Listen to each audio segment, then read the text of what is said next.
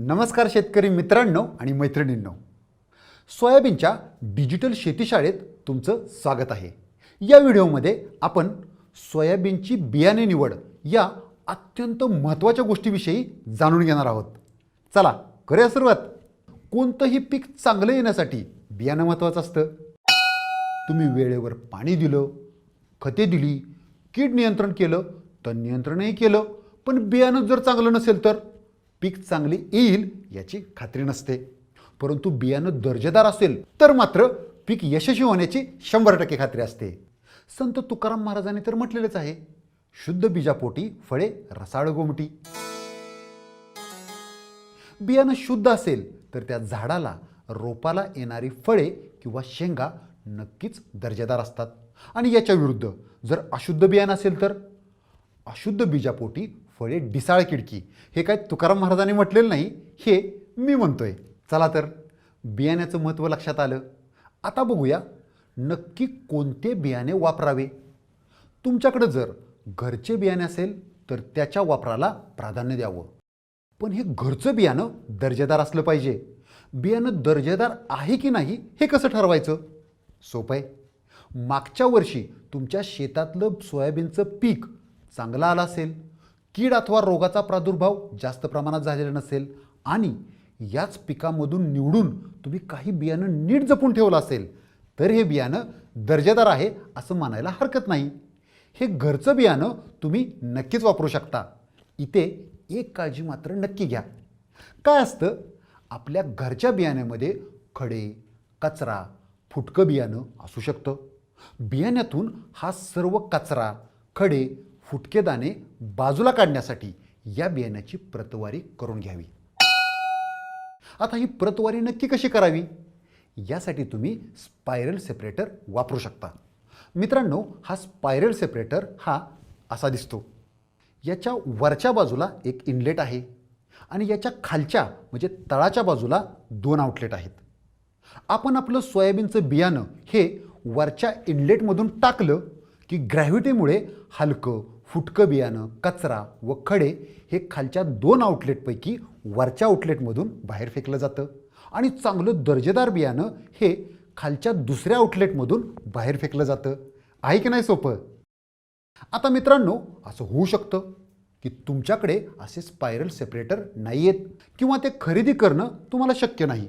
अशा वेळी तुम्ही घरगुती पद्धतीने म्हणजेच सुपामध्ये सोयाबीन पाकडून परंपरागत पद्धतीने त्याच्यातील खडे, कचरा व फुटकं बियाणं साफ करू शकता। यापैकी जी पद्धत तुम्हाला जास्त सोयीची वाटते त्या पद्धतीचा अवलंब करा आणि घरच्या बियाण्याची प्रतवारी अवश्य करा। घरचं बियाणं नसल्यास कोणते बियाणे विकत घ्यावे? कृषी सेवा केंद्रातून बियाणं खरेदी करायचं म्हटलं की आपल्या सर्वांच्या समोर पहिला प्रश्न उभा राहतो, तो म्हणजे नक्की कोणतं बियाणं खरेदी करावं, त्याची किंमत किती असेल आणि खरेदी केलेलं बियाणं उगवेल का? बरोबर ना मित्रांनो? कृषी सेवा केंद्रात सोयाबीनच्या एकाच जातीचे साधारण 3 प्रकारचं बियाणं उपलब्ध असतं। यापैकी पहिलं असतं सुट्टं बियाणं, दुसरं असतं सत्यतादर्शक बियाणं, यालाच आपण ट्रूथफुल सीड असं म्हणतो, आणि तिसरं असतं प्रमाणित बियाणं म्हणजेच सर्टिफाईड सीड।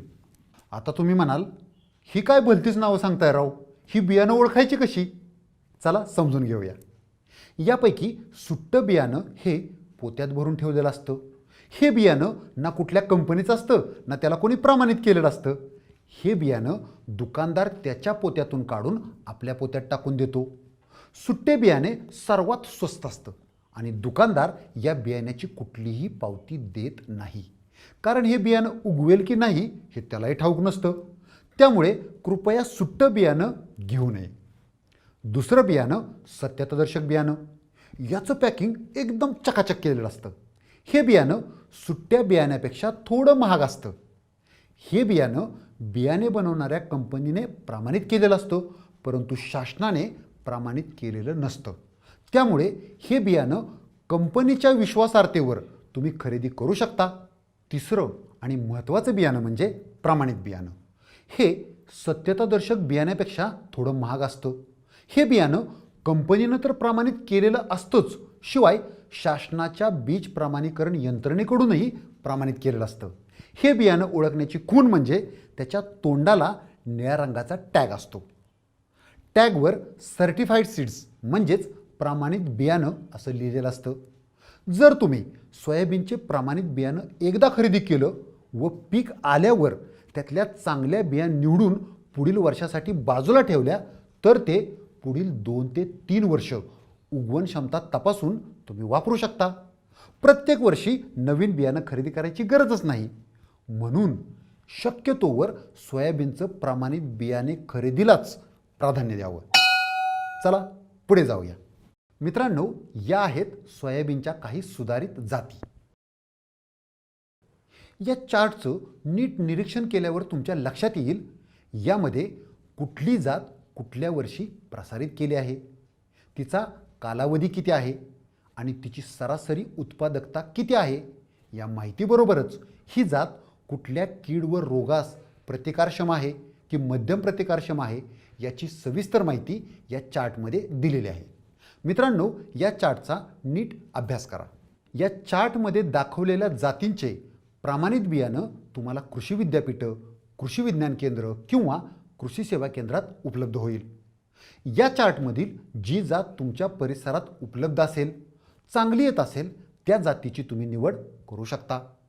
एक गोष्ट इथे लक्षात ठेवा, जातीची निवड करताना जास्त उत्पादनासोबतच कीड व रोग प्रतिकारक क्षमता, त्या जातीचं सोयाबीन मशीनने कापणी करता येतं का, त्या जातीच्या शेंगा लवकर फुटायला सुरुवात होते का, हे गुणधर्मही लक्षात घ्यावे.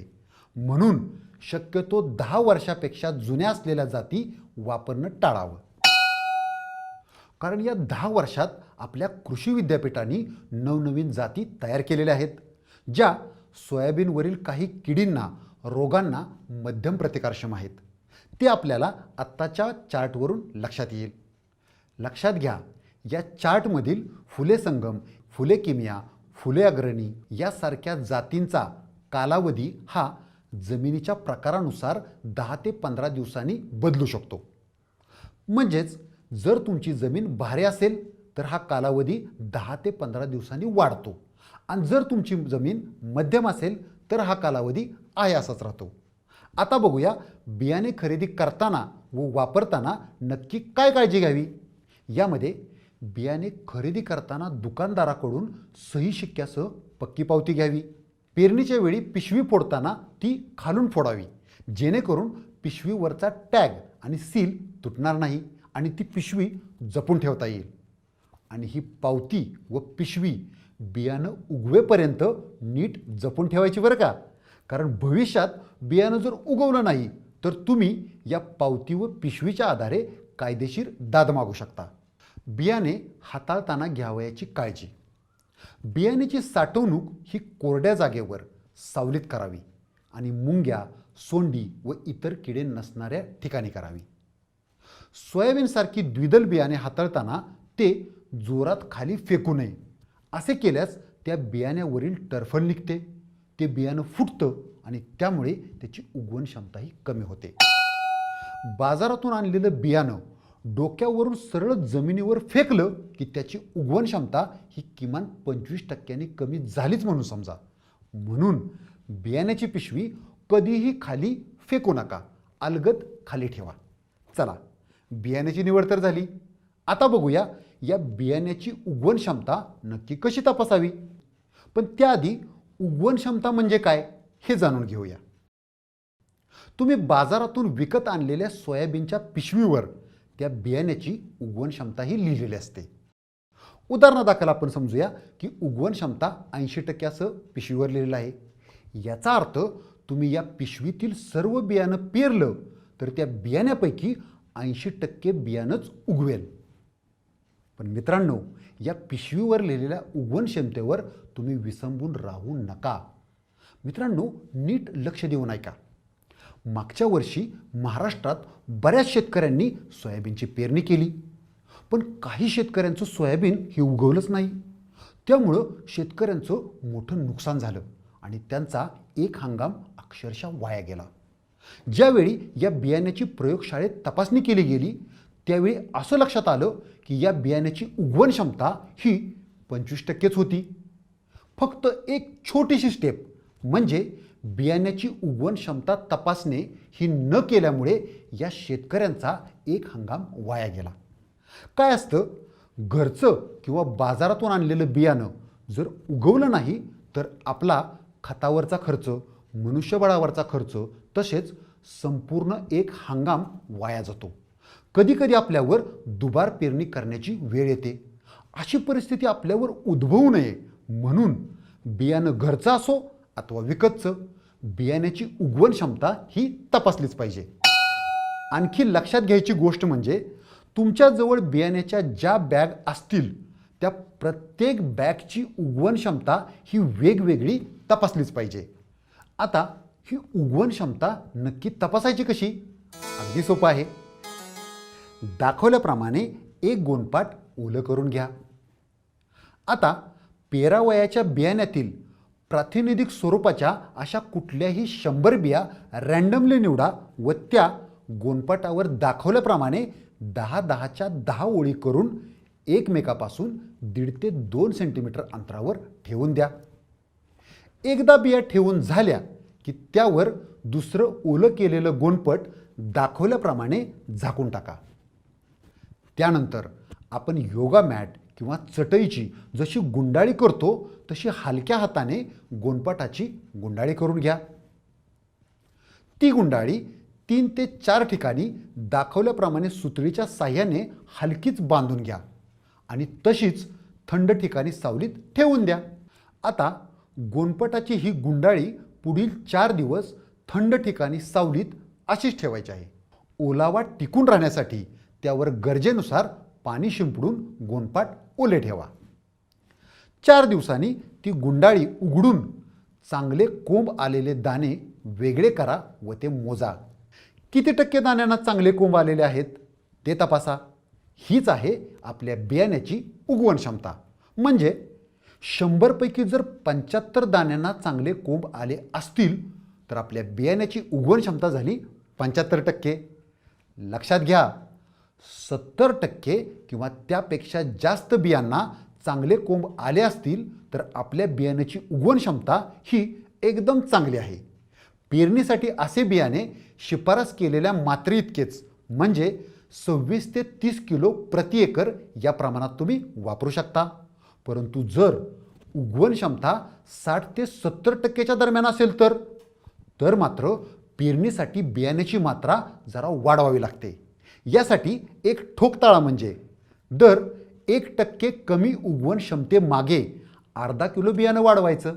म्हणजे उगवण क्षमता जर आपली 70% पेक्षा 1% कमी म्हणजे 69% असेल तर अर्धा किलो बियाणं जास्त वापरावं. आणि जर उगवण क्षमता ही 70% पेक्षा 4% कमी म्हणजे 66% असेल तर 2 किलो बियाणं अधिक वापरावं.